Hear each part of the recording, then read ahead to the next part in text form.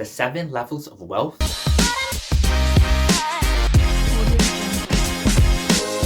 Hey, welcome to Dallas Stock Talk, where I talk about topics relating to investing in finance, but more specifically the stock market. In this video, I'll be going over the 7 levels of wealth. But before we get started, make sure you smash the like button because it helps YouTube algorithm, it helps YouTube know that this is quality content, and help my videos reach a broader audience. So in this particular video, it's going to be the 7 levels of wealth. Everybody feels different about money in general in life, but these are different financial situations in which you can categorize wealth in, and there's 7 particular stages. Most people may feel comfortable between 3 and 7, but there's different types of levels as far as financial situations. So I thought I would just make an educational video to inform you of the different levels and what they may consist of. So depending on your financial goal, you can know which one to aim for. Now, it doesn't necessarily matter about which one you're particularly in, but it's more so just to inform you of the different financial situations that a person can be in so that they can try to accomplish that particular goal.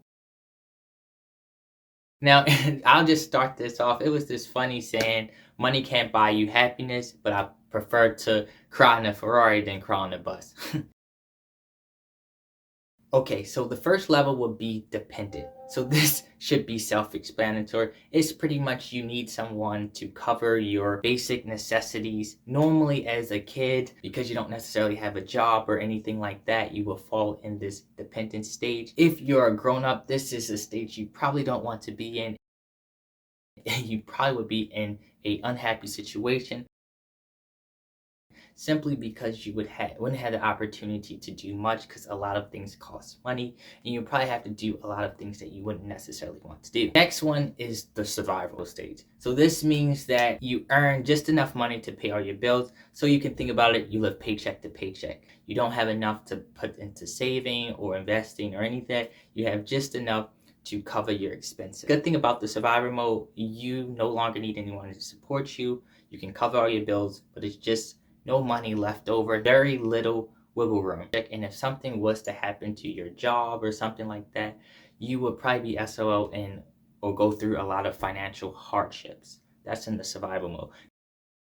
Now, one thing about the survival mode too, just because you're in a survival mode in which you consider the survival stage doesn't necessarily mean you make a little bit of money. Like, you can make a lot of money, but if you spend just as much as you make, you could make $150,000 a year, but if you spend that amount, the same amount of money, if anything was to happen to your job, you would find a financial strain. So a lot of times it can be based off a lifestyle too. So if you have an expensive lifestyle, that could also put you in the survival level, simply because the lifestyle, with your particular lifestyle that you like to live, there's no money left over. So if something was to go wrong, fired or something like that, you have no particular savings to cover that lifestyle, which would cause financial strain.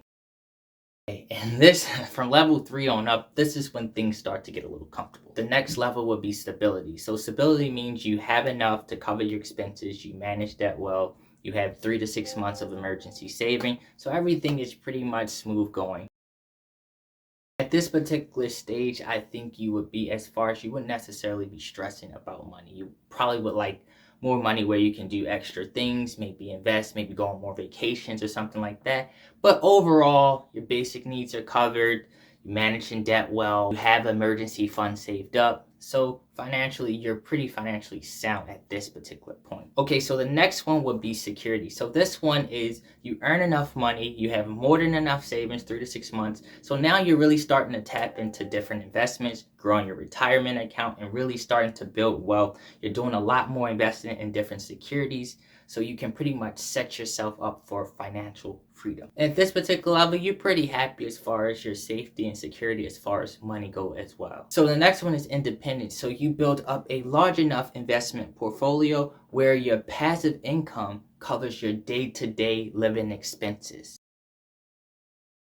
So at this particular point, you no longer need to work. So I guess this one, which you could consider as like you reach the retirement stage, or depending on what type of goals you particularly have, that would be far as independence, where you build up a large enough investment portfolio where the passive income can cover your day-to-day expenses and you no longer need to work to cover your basic expense. Okay, so the next one would be freedom.